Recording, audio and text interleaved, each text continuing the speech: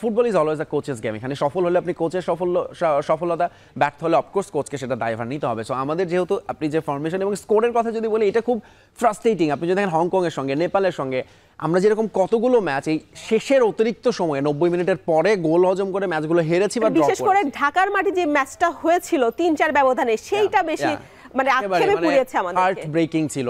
এবং এইটারও দায়ভার আসলে কোচের। তিনি কি তার মানে ওই শেষ সময়ের একটা স্ট্র্যাটেজি তিনি তার ফুটবলারদের ঠিকঠাক মতো ডেলিভারি করতে পারছেন না, যে তোমরা এই সময় এইটা ভাই, এই সময় তো ধরুন আমরা নর্মালিও ফুটবলারদের, ইন্টারন্যাশনাল ফুটবলারদেরও দেখি পড়ে পড়ে টাইম নষ্ট করছে, খেলার মোমেন্টাম নষ্ট করছে, কোনো রকম রেফারির শেষ বাসির জন্য ওয়েট করছে। এই স্ট্র্যাটেজিগুলো আমরা বাংলাদেশের কাছ থেকে কখনোই দেখি না। সবসময় 80 মিনিট হলে যেন মনে হয় ভালো হতো বাংলাদেশের জন্য। শেষ 10 মিনিট বাংলাদেশ কখনোই ম্যাচে থাকে না, ফিজিক্যালি আমরা সেটা দেখতে পাই।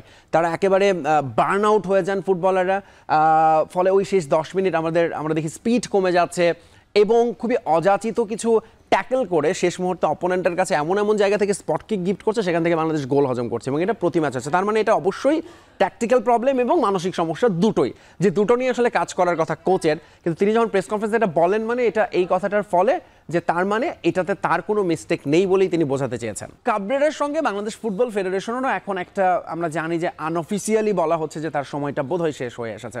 সেক্ষেত্রে তিনিও আসলে তার শেষটা কিভাবে করতে চান, এই ম্যাচটাকে তিনি কতটা গুরুত্ব দিয়ে ফুটবলারদের সঙ্গে, ধরুন আমরা কালকে আরও অনেকগুলো অপশন হয়তো দেখার সুযোগ ছিল, কিউবা মিচেলকে আমরা আর দেখতে চাইছিলাম ঠিকঠাক, সেটা আসলে পুরোপুরি হয়নি।